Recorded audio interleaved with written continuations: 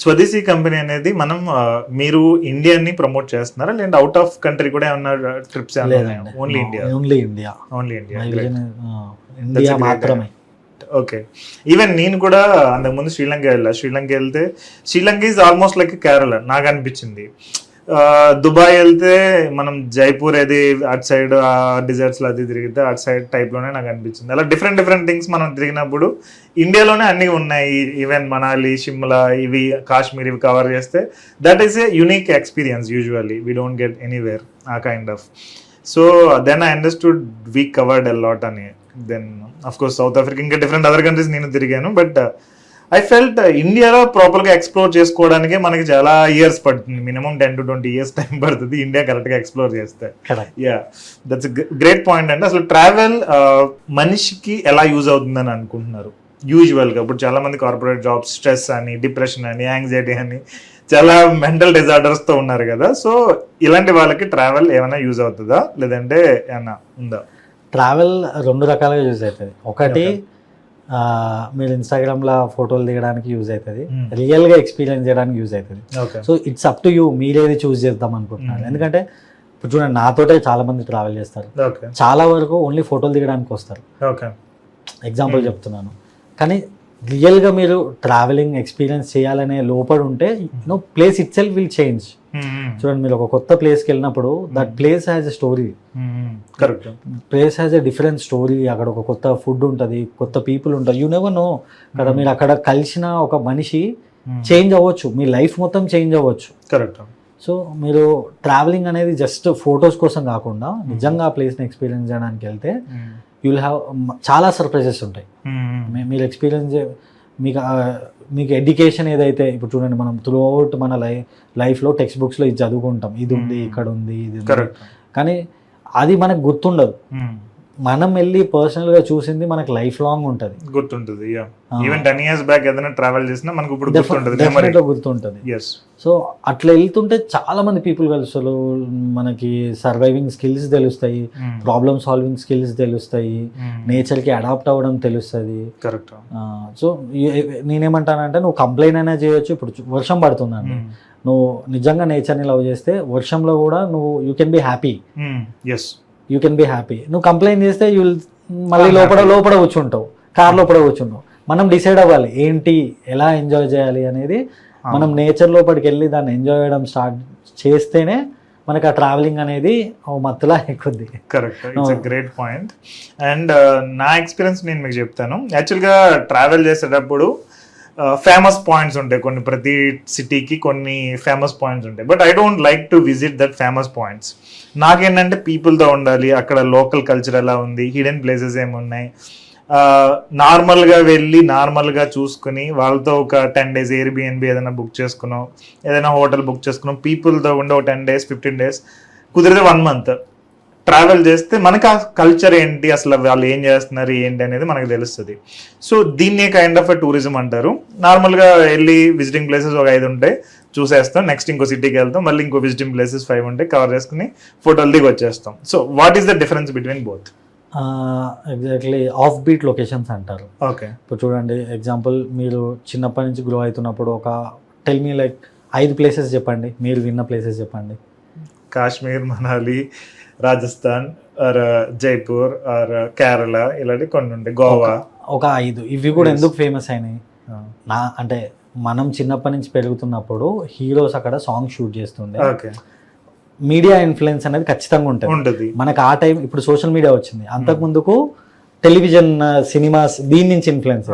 ఈ 5 ఫేమస్ ఎందుకు అయినాయి అని అంటే, అక్కడే షూటింగ్స్ అవుతుండే కాబట్టి ఆ ప్లేసెసే ఉన్నాయి, మనకు తెలిసింది. కానీ ఇండియాలో మనం అనుకున్నట్టు చాలా ఆఫ్ బీట్ లొకేషన్స్ ఉన్నాయి. ఇప్పుడు నాగాలాండ్ వెళ్ళండి, చాలా డిఫరెంట్ యూనిక్ ఎక్స్పీరియన్సెస్ ఉంటాయి. ఎక్స్పీరియన్షియల్ ట్రావెలింగ్ డిఫర్ అవుతుంది. రెగ్యులర్ మనము సమ్మర్లో వెళ్ళి జస్ట్ ఒక హోటల్లో స్టే చేసి వచ్చే. సో మనం ఇది off beat and experiential travelling అంటాము.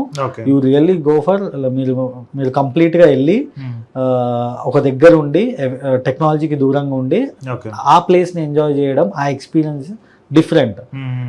మనం నార్మల్ గా ఒక ఐటనరీ పట్టుకొని కొన్ని థింగ్స్ మాత్రమే చూసేసి, అందరు చూసిన ప్లేసెస్ మాత్రమే చూసేసి, ఇక్కడ హైదరాబాద్ లో కూడా ఉంటది, ఇక్కడ హైదరాబాద్ లో కూడా సేమ్ ట్యాంక్ బండ్ లా అక్కడ ఒక లేక్ ఉంటది, ఇక్కడ ఒక లేక్ ఉంటది.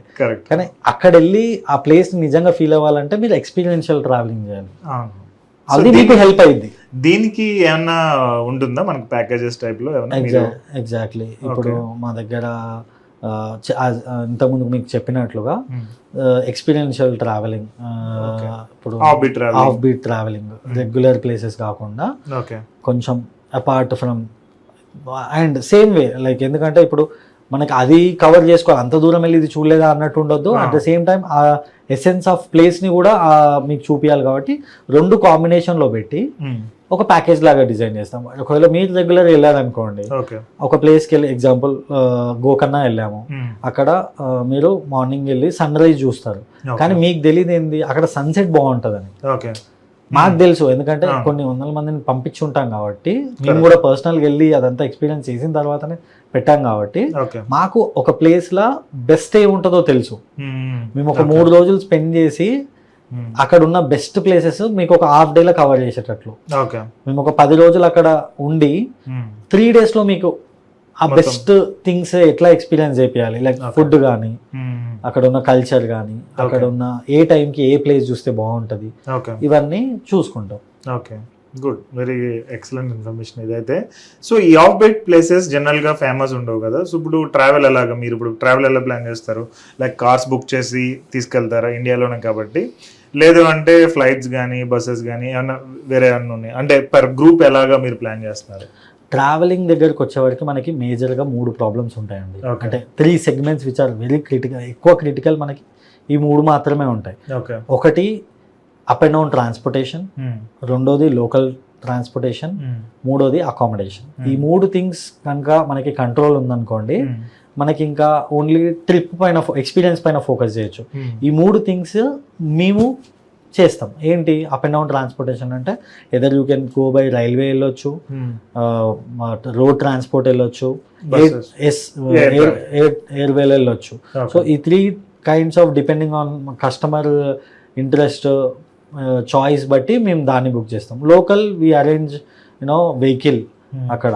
అండ్ థర్డ్ థింగ్, మేము కన్సిస్టెంట్గా ఇయర్ మొత్తం వాళ్ళకి బిజినెస్ ఇస్తాం కాబట్టి, రెగ్యులర్గా మీరు ఒక 5,000 రూపీస్ ఎఫర్ట్ చేసే ఒక మీరు రూమ్ని మాకు B2Bలో తక్కువ వస్తుంది కాబట్టి 2,000లో వచ్చేస్తుంది కాబట్టి మేము మీకు బెటర్ ప్రైజింగ్ అని ఇవ్వగలుగుతాం.